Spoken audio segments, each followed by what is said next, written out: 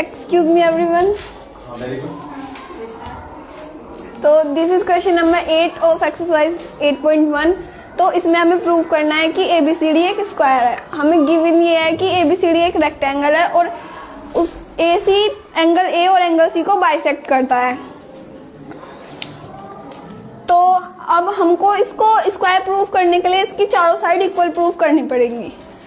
तो हमें ये दे रखा है कि AB equals to CD and AD equal to BC।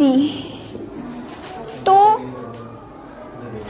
और हमको गिवन है कि रेक्टेंगल एक पैरेललोग्राम होता है, हमें सबको पता है। तो ABCD इज ऑल्सो पैरेललोग्राम। तो ये हम सबको पता है कि जो रेक्टेंगल है वो एक पैरेललोग्राम भी होता है और एक पैरेललोग्राम में जो अपोजिट एंगल होते हैं वे इक्वल होते हैं। तो angle A equal to angle C। अब एंगल A C के इक्वल है तो half of angle A equal होगा हाफ ऑफ एंगल C। तो हाफ एंगल A और हाफ ऑफ एंगल C उसके इक्वल होगा। तो हम हाफ ले लेते हैं एंगल A का DAC। Angle DAC equals to angle DCA। Okay, तो हमने ये पैरेललोग्राम, हमें पता है एक रेक्टेंगल पैरेललोग्राम होता है, उसके अपोजिट एंगल इक्वल्स होते हैं। तो angle A equals to angle C, तो half of angle A equals to half of angle C। तो DAC equals to angle DCA। तो ये हमने प्रूव कर लिया। अब हम जाएंगे ट्राइंगल DCA में। तो ट्राइंगल DCA, तो हमने ये प्रूव कर लिया कि angle DAC equals to angle DCA। अब हमने एक थ्योरम पढ़ी थी कि अगर एक ट्राइंगल में दो एंगल्स इक्वल होंगे तो उनकी जो अपोजिट साइड है वे भी इक्वल होंगी। इसलिए DAC के सामने अपोजिट वाली साइड कौन सी है? CD। और DCA के सामने वाली AD।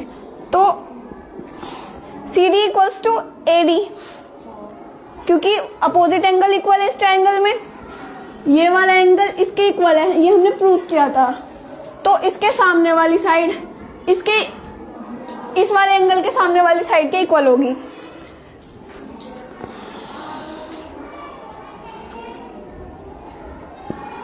Side opposite to equal angle.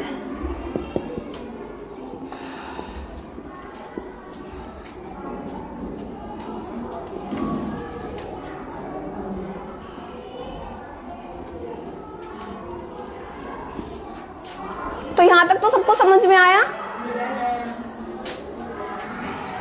तो अब हमने ये दो साइड प्रूव कर ली। अब हमको दिया क्या था? ABCD के इक्वल और AD BC के इक्वल, और हमने CD BC के इक्वल प्रूव कर दिया।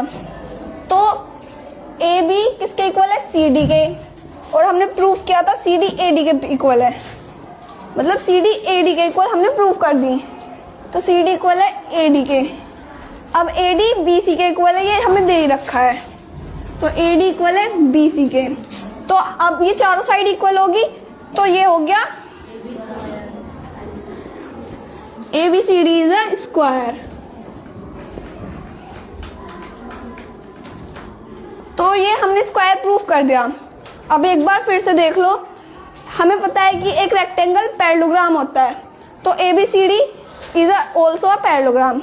अब पैरेललोग्राम में अपोजिट एंगल इक्वल होते हैं। तो angle A equals to angle C। अब half of angle A half of angle C के इक्वल होगा। तो angle DAC equals to angle DCA। यहाँ तक ठीक है।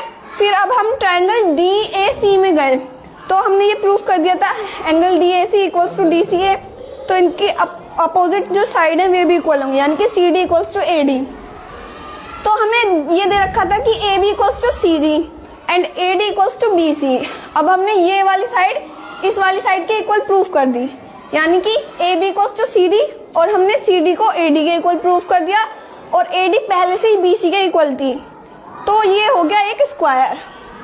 अब हमारा सेकंड पॉइंट क्या है, BD bisects angle B and D। तो हम सब जानते हैं कि पैरेललोग्राम में अपोजिट एंगल इक्वल होते हैं, तो angle D equals to angle B। अब हम इस वाले ट्राइंगल में जाएंगे, इन ट्राइंगल DCB।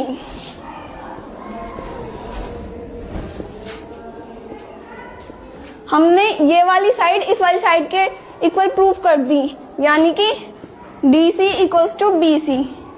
ये हमने प्रूफ कर दी ना यहाँ पे, CD इक्वल्स टू BC, तो इसके जो अपोजिट एंगल हैं वे भी इक्वल होंगे, यानी कि CDB angle CBD equals to angle CDB। इस मतलब कि angle opposite to equal sides are equal. इस वाले थ्योरम से ये हमारा प्रूव हो गया कि ये वाला एंगल इस वाले एंगल के इक्वल है, तो ये हमारी इक्वेशन फर्स्ट होगी।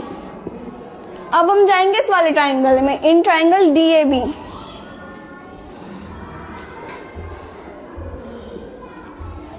इस वाले ट्राइंगल में हमने AB के इक्वल प्रूफ कर दी, AB के इक्वल प्रूफ कर दी, तो AD इक्वल्स टू AB। तो इसके जो अपोजिट एंगल है इन दोनों साइड के वे भी इक्वल होंगे, यानी कि ADB इक्वल्स टू होगा ABD। तो angle ABD equals to angle ADB। तो ये हमारी हो जाएगी इक्वेशन 2। मतलब कि अब यहां से शुरू से देख लो, हम इस वाले ट्राइंगल में गए, ये वाली साइड हमने इस वाली साइड के इक्वल प्रूफ कर दी थी, तो इनके जो अपोजिट एंगल हैं वे भी इक्वल होंगे। तो इससे हमने ये प्रूफ कर दिया कि ये वाला एंगल इसके इक्वल है। फिर हम इस वाले ट्राइंगल में गए, तो हमने ये वाली साइड इसके इक्वल प्रूफ कर दी, तो इससे ये वाला एंगल इसके इक्वल प्रूव हो गया। अब हमें पता है कि ये एक पैरेललोग्राम है, तो एंगल CDB हो ABD के इक्वल होगा, एंगल ABD ऑल्टरनेट एंगल। ये हमारी इक्वेशन थर्ड होगी। तो from equation first, second and third,